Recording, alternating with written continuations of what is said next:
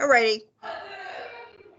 Now, the information we have up on the screen here actually comes from page B9 from this week's paper, and it's listed under the NASDAQ composite.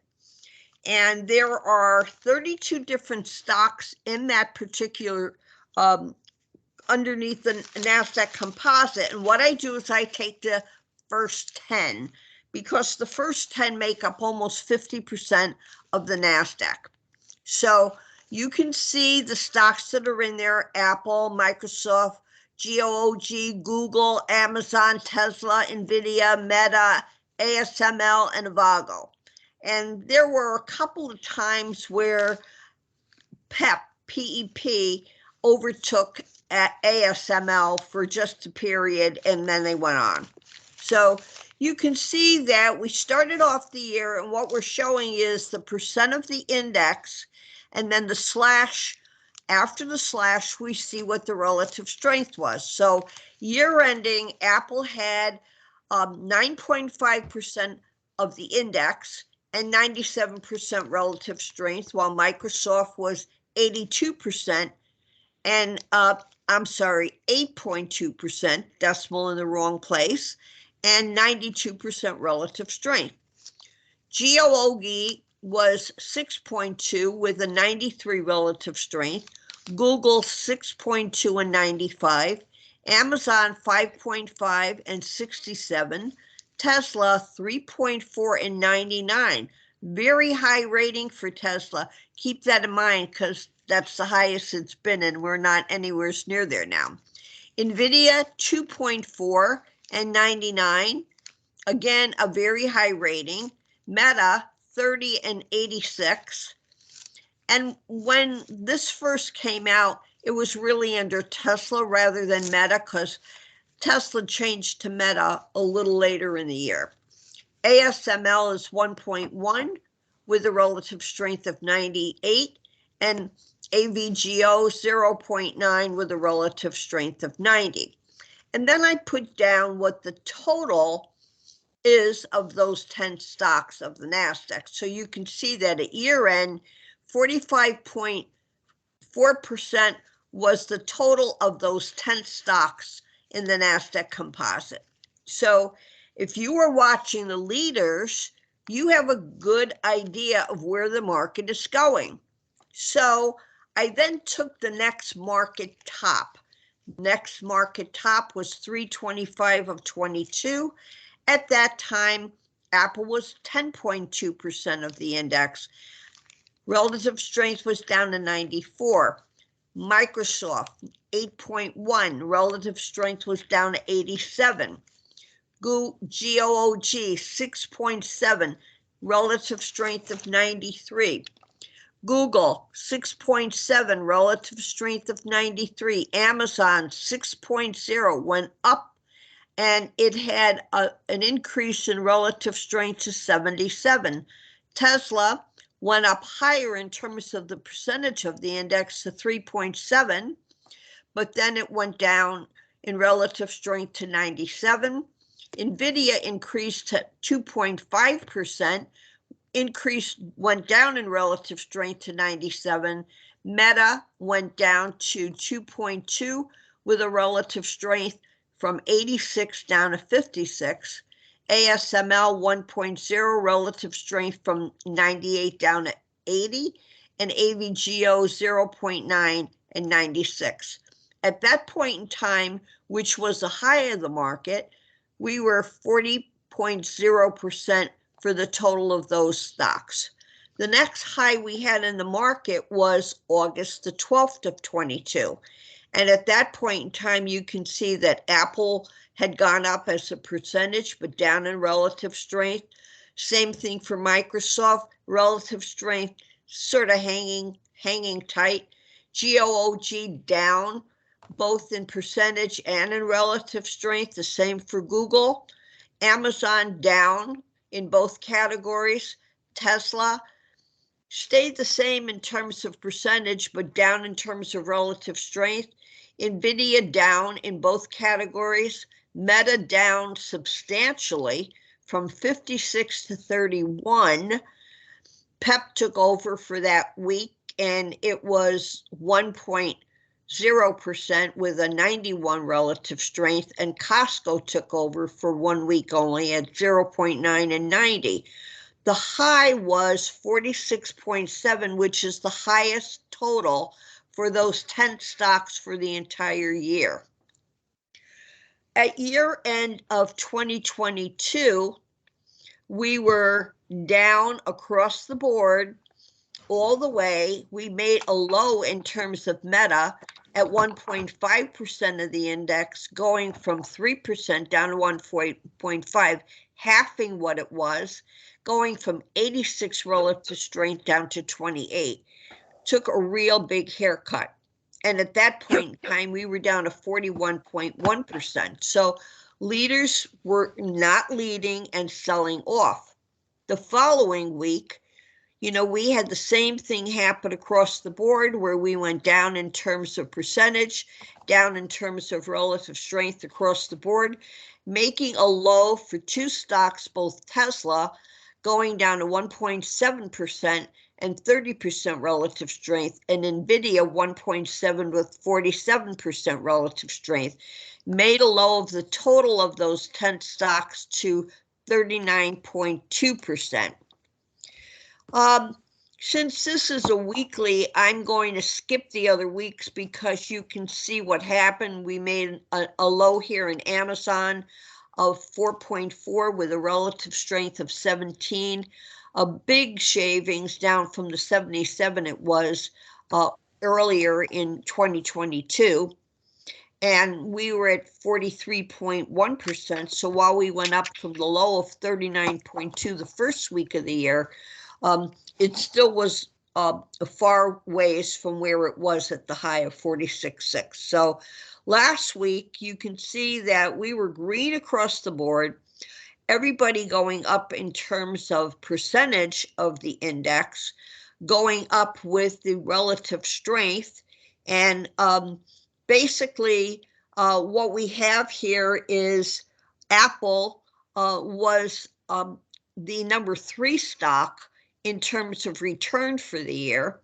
You can see that the others all went up in terms of a relative strength and the percentage of the index. This one went down from what it was a year ago, but the relative strength was the highest it's been in a long time, all the way across. And the one that did the best was was Meta. Meta is now 2.2%. It has a relative strength of 90. So it was the leader for the year. So far, it has done the best of the stocks. The ones that have done as well as that were Apple, and the other one after Apple would have been, that would be Amazon. And you can see that NVIDIA was number 2. So we have Apple, Tesla, NVIDIA, Meta being number 1. We are now 46.5%, very close to the high that we made in August of last year. Will we hold? Will we go lower? Will we go higher? Time will tell. But you need to see where the leaders are going, and currently the leaders are moving up because there's more money that's going into the NASDAQ stocks, and specifically those that are involved in computers, software, etc. Moving on to the next slide.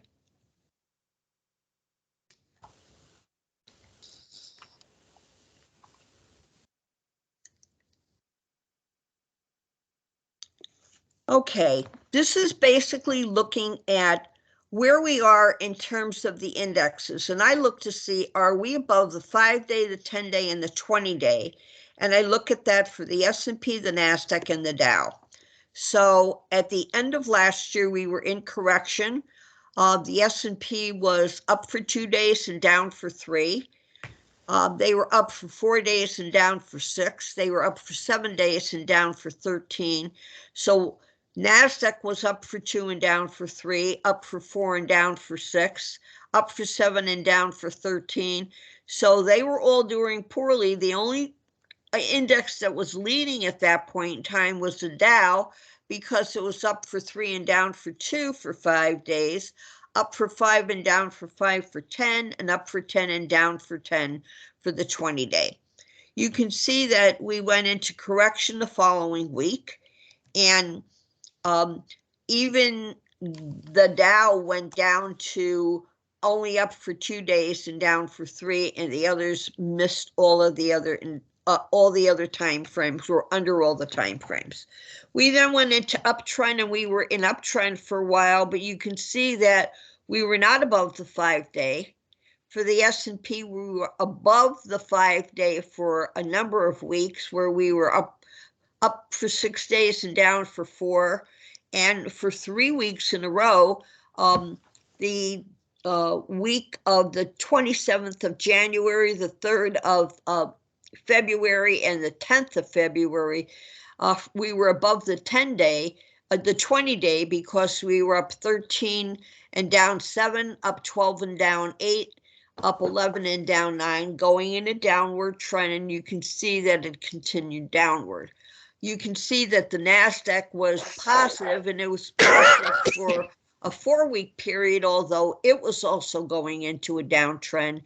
And for the 20-day, it was up for 4 weeks in a row, and it was actually in an uptrending market rather than down.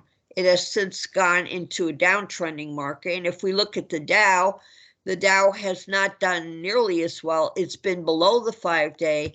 It was above the 10-day for 4 weeks.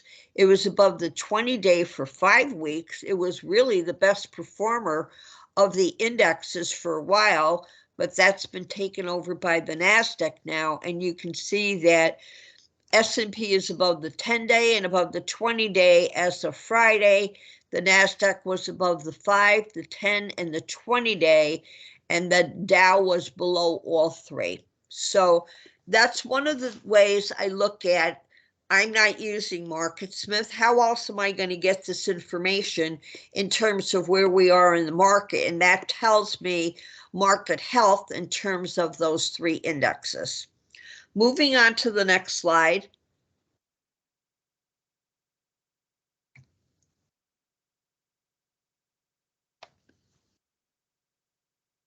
Okay.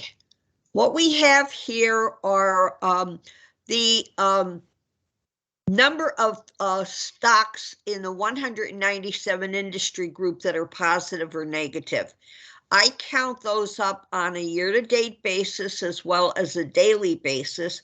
You can see that we were in correction at the end of the year, so only 34 groups were positive, 163 were negative out of the 197, and on a daily basis, 56 were positive, 141 were negative. Now, I have a magic number of 55 and 144, or as close to those numbers as possible, as equilibrium in the market. And you can see what happened. Those were the numbers at the end of the year. The following week, we had a reversal, and we were 192 positive and only 5 negative. I count how many of the stocks, how many of the 197 industry groups have double-digit returns for the year. And we ended the year with 22, and we had 28 of those positions had moves of 30 places or more.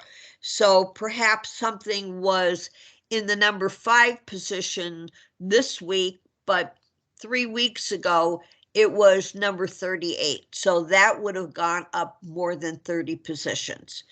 The very first week of the year, it is very difficult to have any stocks that are in double digits, but we happen to have 3, and we had 23 positions that were over 30 positions for the week. We made a high here the week of January 13th, where we were at 186 positive and 11 negative year to date. We had already gone down to 162 and 35 on a daily basis. However, you can see that we improved tremendously, and we were now at 43 stocks. 43 of the 197 had double-digit returns for the year. 31 of those last week had positions that moved more than 30. I'm not going to go through every one of these. You can see that we went down.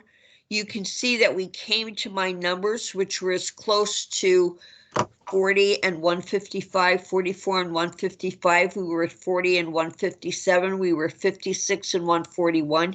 You can see that the numbers reversed here and went up. We went under pressure. The numbers went down. You can see that they went back up again. And you can see that we made our high on the week of March the 3rd when we were in an uptrend. And once the bank sold off, those numbers went down for both the year-to-date and the daily, making a low here on March the 10th with only 8 groups positive and 189 negative. We were down to only 44 out of 90 stocks previously that were in double digits, and this week we're down to 30. So that gives you some health for the market as well. Moving on to the next slide.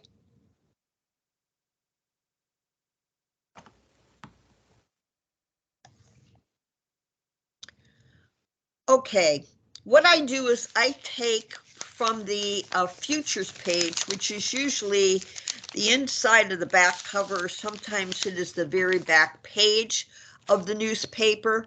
And I look to see what the futures indexes ended that time frame for the S&P, the mini Dow, and the mini NASDAQ. Previously, we used to see the regular Dow and the regular NASDAQ, but they were too expensive because they were in the thousands of dollars, and now they're much cheaper than that, so more people are able to participate. So what we have here is we ended the year with the futures being 3861 on the S&P. The fast index was 17, the slow index was 16.9. We only had a difference of 0.1. The mini Dow was 332.85 with the fast index of 23.5 and the slow index of 23.3. You can see that those were all very, very close together. And even on the mini NASDAQ, 11.022 with the fast being 12.8 and the slow 12.4 with the difference 0.4. The fast and the slow are the stochastics that are listed in those future tables. You can see that we improved and we got as high as 89 in terms of the fast index. You can see that at that point in time, the S&P futures index was 4084.20. It went higher the following week to 4147. However, the fast index had already gone down and the slow index was almost dead nuts even. So you would expect that because that happened, that you would have a change in direction, and that indeed did happen. You can see that we made a high in the mini Dow on January the 13th. The fast index, stochastic, was 87.9, the slow 75.8, the difference 12.1. You can see that it reversed. It went up a bit, it reversed, it made a low, it made another low here. And if we go to the mini NASDAQ, you can see that we made a high of the 12,222 the week of January 27th. It was also the same week that we made the high of the S&P. The fast stochastic 92.2, the slow stochastic 87.7, a difference of 3.5. You can see why that number, even though it was higher for the futures the next week, the stochastic had already changed. Slow stochastic overtook the fast stochastic, the difference being 0.7. So if we look where we are right now, you can see that we've been in a downward trend except for last week. On Friday, we closed higher with the fast stochastic of 37.4 On the S&P, the slow 32. You can see that for the Dow, we were at 320.71, which was higher than the previous week when it made a low, and the slow stochastic of 22.7, difference of 1.3. You can see that we made a low on March the 10th for the NASDAQ, where the fast stochastic was 27.7 and the slow was 33.1, difference of 5.5. Now, we usually make a high whenever we're in the 90s, or as close to 90 as we can get. We usually make a low when we are in the single digits in the teens, or single digits in the single digits. So either double digits, low double digits in the teens, or single digits. And I don't think we've made the low yet because we really haven't gone to either one of those at this point in time. But the NASDAQ is the stronger of the group, and that's all I have to say about that. But I've taken these for years, and it has helped me be on the right side of the market every single time. Moving on.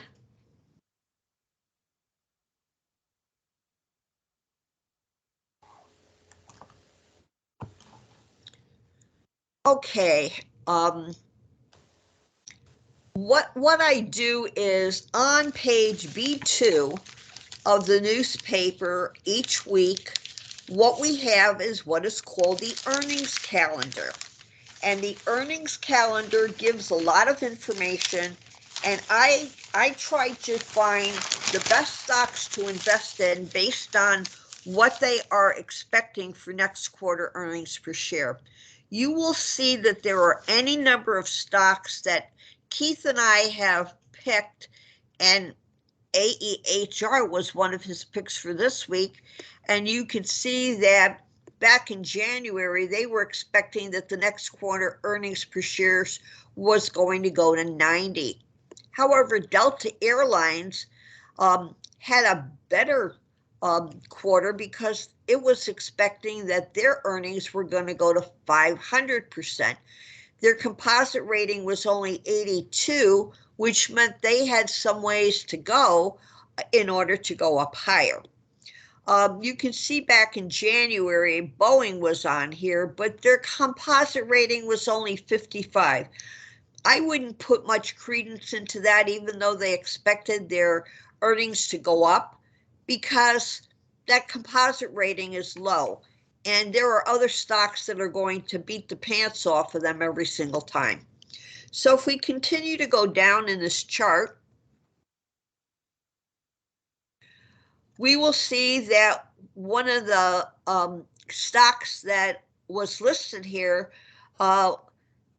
Neurocrine, on February 6, symbol NBIX, had a composite rating of 94 and an expected earnings next quarter of 1,500%. NBIX was high on the list for a number of times. Weatherford was the stock of the day just yesterday. Just Friday rather. So I'm looking for those that are 500 or more. I take down all those that are 100 or more. So you can see that TripAdvisor was on here.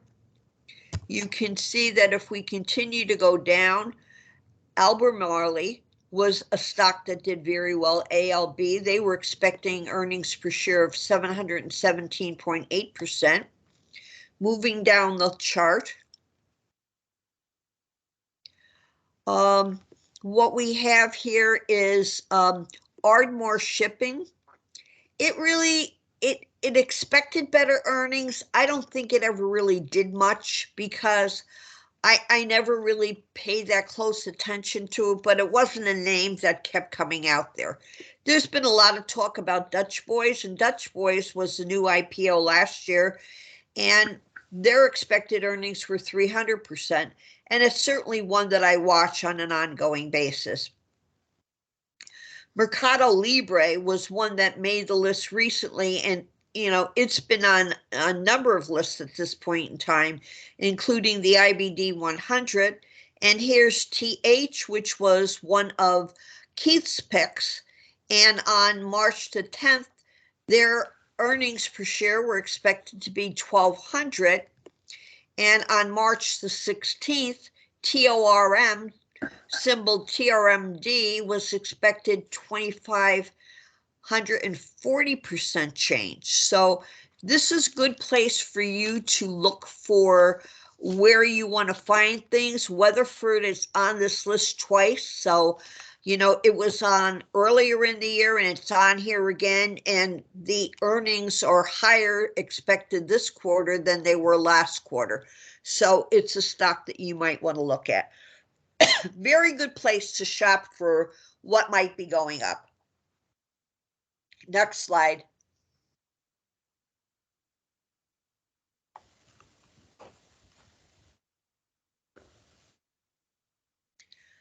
Okay, what we have here is a slide for Warren Buffett.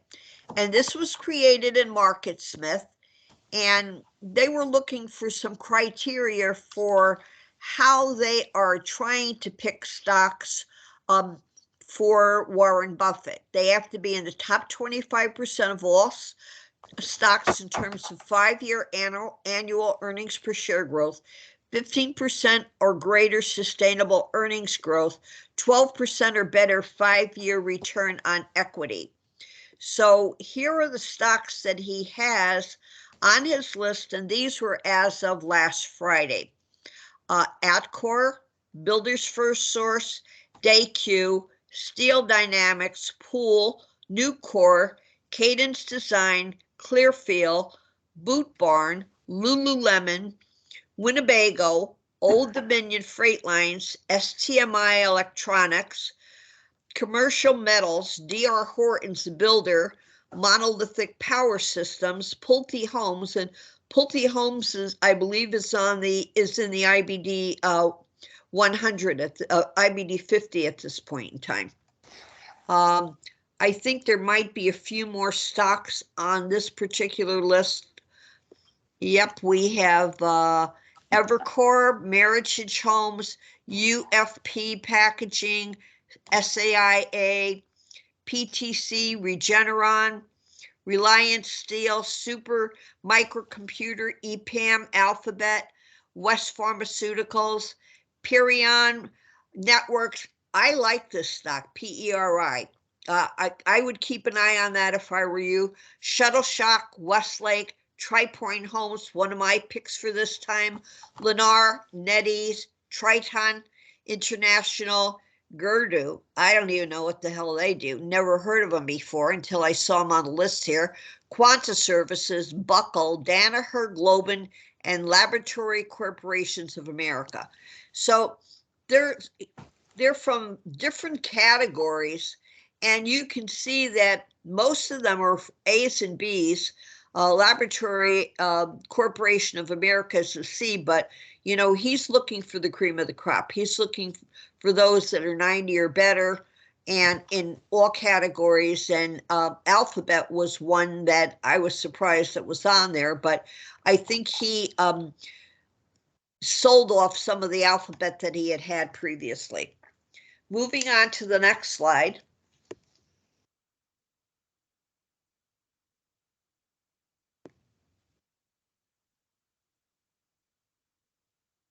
Okay, if we could try to make this a little bit bigger. This is my tidbit section for today. I didn't list it as tidbits, but there's a lot of information about a lot of things in here. And most of this information came probably from the IBD market prep. They have two market preps, one that comes before the start of the market and one that comes at the end of the market. And if you open them, there's a lot of really good information in there where, you know, people are sort of giving you a summary of what they think is happening. So what it says there is that commodity currencies did well as yields fell and US dollar retreated lower. The CAD commodity index rallied 0.7%. That's the Canadian dollar, I'm sorry, rallied 0.7% against the US dollar, while the AUD and NZD gained around 2%. So we're losing steam while others are doing better. The NOK was the weak underperformer with an 0.8% fall. Elsewhere, in FX and CFX dropped 0.5%.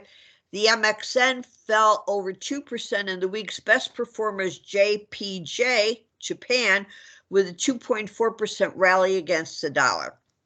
Oil is in trouble as the global economic environment looks fragile. The banking crisis is bringing great uncertainty, and as a result, oil trades very heavy. Last week, the WTI collapsed over 13% to close at 66.22. So is OPEC going to say that they're going to put more oil on the market? No. They're going to say that they're taking oil off the market because they're trying to make the supply in short supply with a greater demand so that you pull the price up.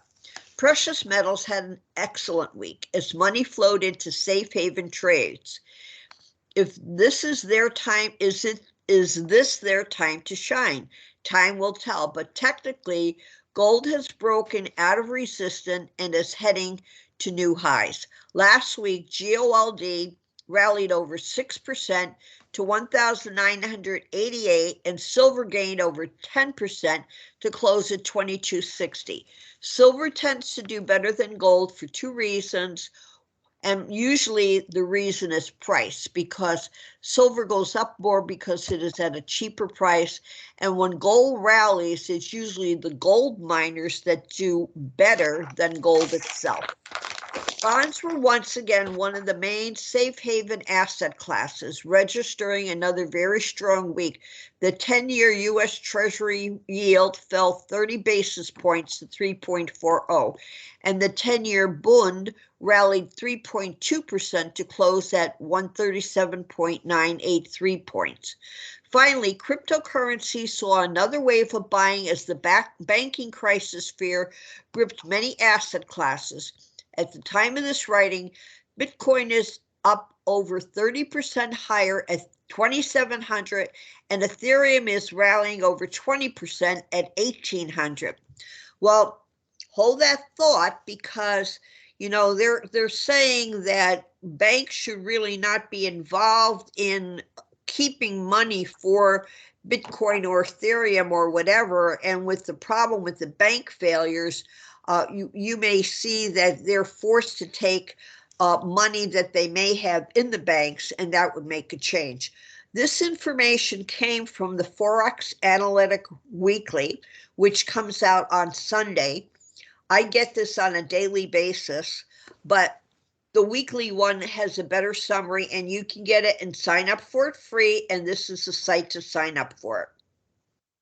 I'll leave it there for a minute while you copy it, although if you're attending the meeting, you will be getting the recording so long as I have your email address. So if you don't give me your email address, I can't help you. Moving on down the slide.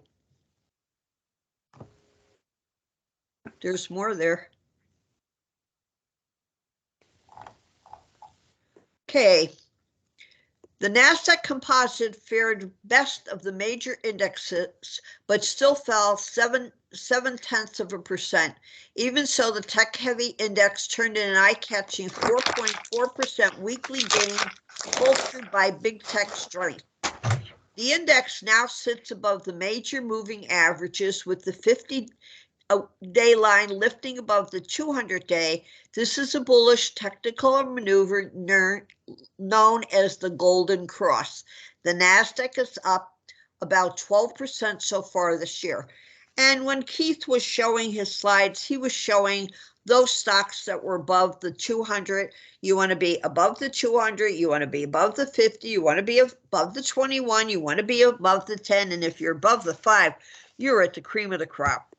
The S&P 500 fell 1.1%, but still rose just over 1% for the week. It has managed to book gains in 2 of the past 4 weeks, is positive for the year, raising more than 2%. Nevertheless, the blue chip index closed the week below the 200-day moving average, a sign of weakness. Small caps were punished in Friday's stock market amid ongoing weakness among regional banks, with the Russell 2000 falling 2.6%. Growth stocks were also hit. However, I am not showing the ETF slide because I didn't have enough time to update that. But if you were looking to have made money last week, then the reverse of the Russell 2000 would be the place that you would have gone to make money. The calculus has changed after the collapse of the Silicon Valley Bank and crypto-exposed Signature Bank. First Republic Bank, FRC, which lost more than 30% Friday, is also struggling despite an influx of capital. Bond yields are tumbling amid a flight to safety, and crude oil is also falling. Moving down. Meanwhile, the 10-year Treasury yield slid 17 basis points to 3.41, near a 6-month low. Among fabulous chip stocks, NVIDIA surged more than 58% for the year through February. Monolithic Power rallied 37%. Among chip manufacturers, ON, semiconductor ON, more commonly known as onsemi, and STM Microelectronics surged 24% and 50% respectively. In particular, many semiconductor companies report stubbornly high inventories in their sales channels and with customers. Let me read that to you again.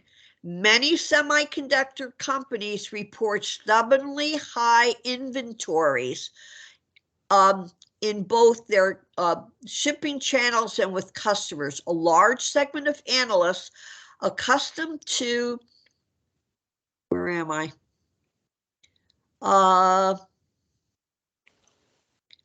Accustomed to assessing chip cycles say investors who put the bottom in semiconductor stocks at the end of 22 may be prematurely optimistic. If you listen to all the earning calls, no one has said that this is the bottom or that it's definitely going to get better soon. Robert Mayer, an analyst with consulting firm Semiconductor Advisors, told IBD. Semiconductor Group 2023 performance, the S&P is up 1.4%, the NASDAQ is up 9.2%, and chips are up 13.6%, and Fabulous is up 22.9%. So Fabulous is where the money is going, but chips are not that far behind.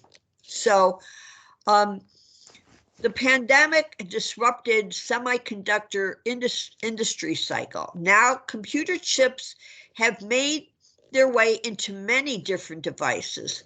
This lessens the industry dependence on any one major product type. Before it was mainly just computers and telephones, but the present chip cycle shows memory chips, PC processors, and chips for smartphones and semiconductor electronics clearly is in a downtrend, but at the same time, chip sales in automotive and industrial markets have remained strong. We've got the robots, we've got the self-driving car, we have more bells and whistles now that are being put into cars, and there's more of a need for the chips. We went from a shortage to an excess in a pretty short span of time. And we're looking for possibly a recovery in late 2023. A clear risk for rising chip stocks is that the semiconductor industry still must reconcile its bloated inventories. Jefferies analyst Christopher Wood warned of a coming chip glut. The presumed recovery in demand in the second half, of which there is now no evidence. It is also possible the orgy of pandemic buying of PCs in 2000 and 2021 could also depress demand for 3 to 4 years. Those people who were working from home and got new computers don't need to upgrade again. Meanwhile, chips used in the auto sector are now seeing a big surge in inventory. Wood said world semiconductor trade statistics forecast a 4.1% decline in semiconductor sales in all of 2023. Sales rose 4.4% in 2022 and surged 26.2% in 2021. So we're going in the opposite direction, guys. Don't put all your eggs in one basket. One clear exception is the portion of the market tied to artificial intelligence, especially graphics processor. Excitement around generative AI applications such as ChatGPT have provided a lift for certain semiconductor stocks seen as beneficiaries of the trend. NVIDIA leads that group with its graphics processing units, accelerators, high performance computer hardware and software. Other chip stocks likely to benefit include Broadcom, AVGO, number 10 in the 10 top stocks in the NASDAQ for its application-specific integrated circuits, and Marvell Technology, MRVL, for its high-speed network and ASIC chips. We view NVIDIA as the biggest beneficiary of the shift in spending to AI, and Broadcom and Marvell as beneficiaries in networking upgrades and semi-custom chips. Automakers still dealing with chip shortages. Semiconductor companies serving the auto markets include onsemi and STM Microelectronics, as well as NPX and Texas Instruments TXN. Automotive and industrial markets are holding up, but they are not as big as the personal computer and smartphone market. So this lists what the performance was of many of the stocks in the semiconductor group. We have NVIDIA up 66%, Lattice Semiconductor 42%, Monolithic 40%, Cirrus Logic 38%, ADM 35%, Allegro 50%. Keep your eye on Allegro. More about that later. STM 39%. I can't even read what that symbol is, 30%. And Skyworks Solutions 24%, Taiwan Semiconductor 20%. So it was on semi that I couldn't read at 30%. Seymour said that optimism reflects it in this year's rise of the Philly Semiconductor Index, or SOX. Year to date, the SOX is up 15.5 versus a 1.6% rise for the S&P 500. So maybe what we can have Keith do for next month's meeting is to add the SOX to the RRG. The SOX includes the 30 largest chip stocks traded in the U.S. He added, "We remain somewhat concerned that the magnitude of inventory buildups coupled with still mediocre demand might limit the slope of the revenue margin and earnings per share recovery, even if the first half of 2023 is indeed the bottom. Chip inventories reach a record high. Aggregate inventory data across 26 of the largest semiconductor companies show that inventories in the fourth quarter reached their highest level since Deutsche Bank began collecting the data in 1994.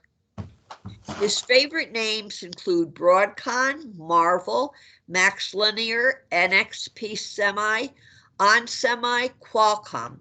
Auto chip stocks remain a strong segment. Meanwhile, demand for the automotive chips will continue to hold, buoying such companies like Allegro, which I mentioned before, Microsystems, ALGM, and NXP.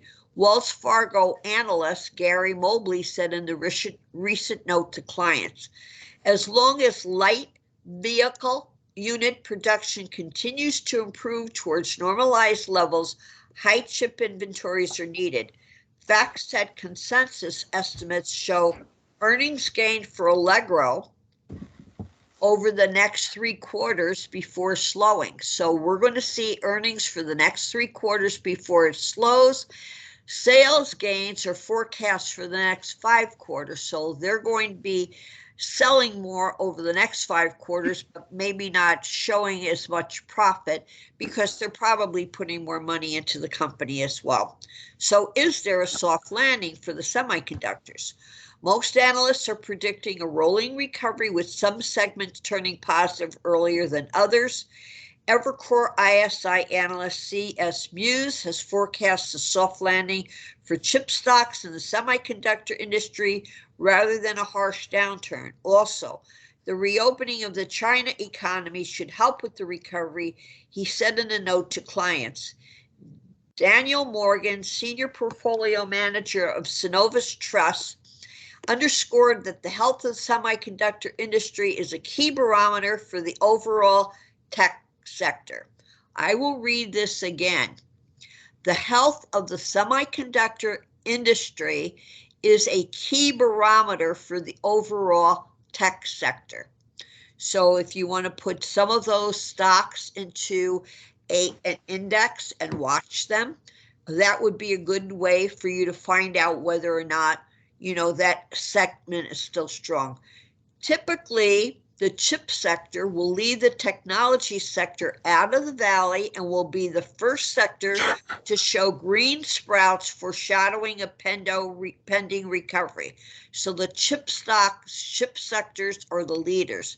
But Morgan said at this point, there are a few signs of a rebound. So don't get overly enthusiastic. The downtrend in the chip cycle started in the third quarter of 2022. It could persist for 6 quarters, similar to 2018, 2019, a downturn, Morgan said. In a Friday note, Wedbush analyst David Chiaraverini cut his price target for FRC stock from 5 to 140.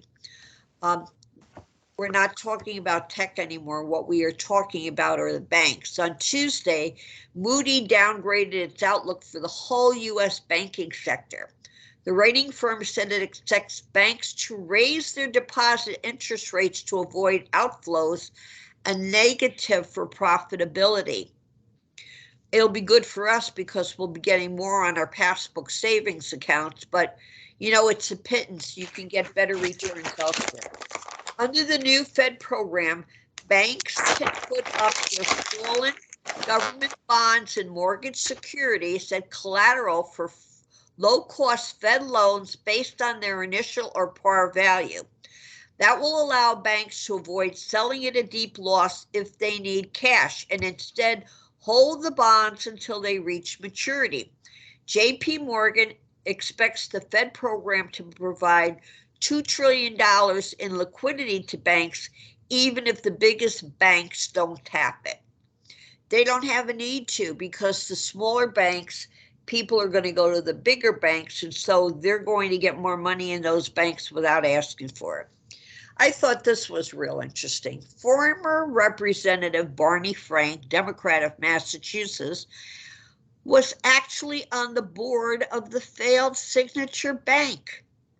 Has said that deregulation, though it exempted most banks from federal stress tests, didn't open the door to the current problem created on fallen government bonds. No, the people who ran those banks did not use good judgment in which bonds they chose to invest their money in. Over the weekend, Swiss regulators brokered a deal for UBS to buy rival Swiss bank Credit Suisse. Credit Suisse, everybody's heard of that bank. It's one of the biggest there is. For 3 billion Swiss francs, or $3.24 billion, a substantial discount to Credit Suisse, $8 billion market cap on Friday. So they got it for a steal. UBS shares rose 5%. Credit Suisse depository receipts crashed 54% in morning trade. The SBDR S&P Regional Bank ETF KRE rose 4%. First Republic dived 10% after credit rating downgrade. S&P Global downgraded the bank into junk status, saying the recent $30 billion infusion may not solve its liquidity problems. The U.S. Bank Corp, USB, climbed more than 3% after Baird upgraded the stock to outperform from neutral. That is the only bank I know of that got upgraded. The note set a price target of 52. I will read this again. The note set a price target of 52, almost 58% above where shares closed on Friday. There's a buyout here for you guys. US Bank or USB. Moving on.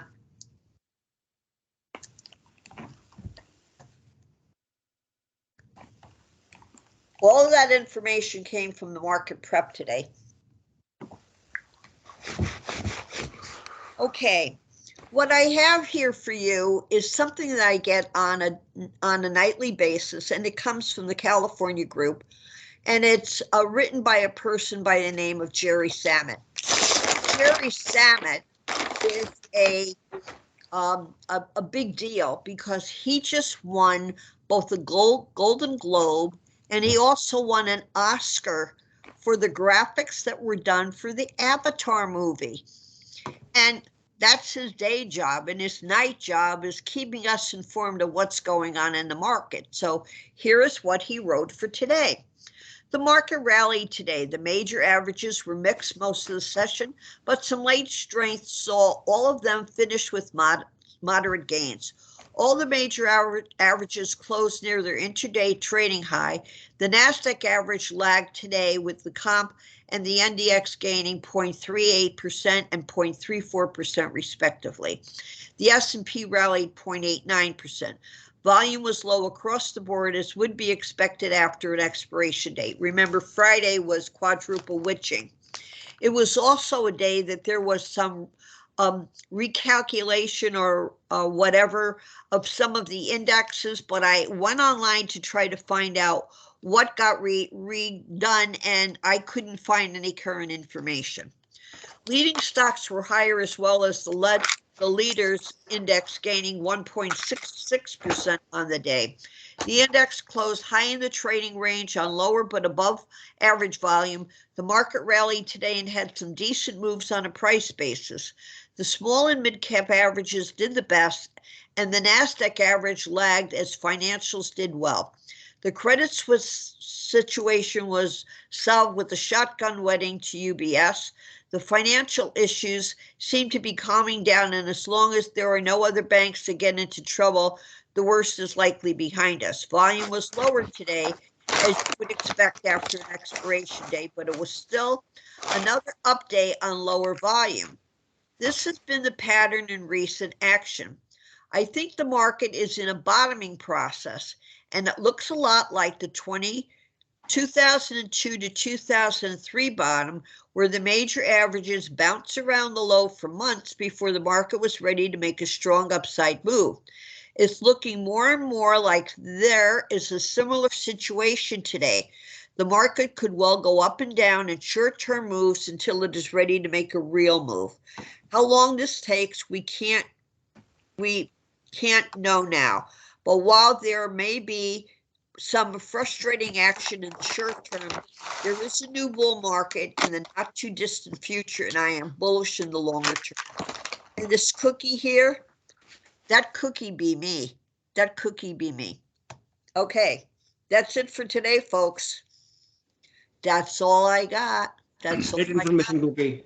All righty. Okay.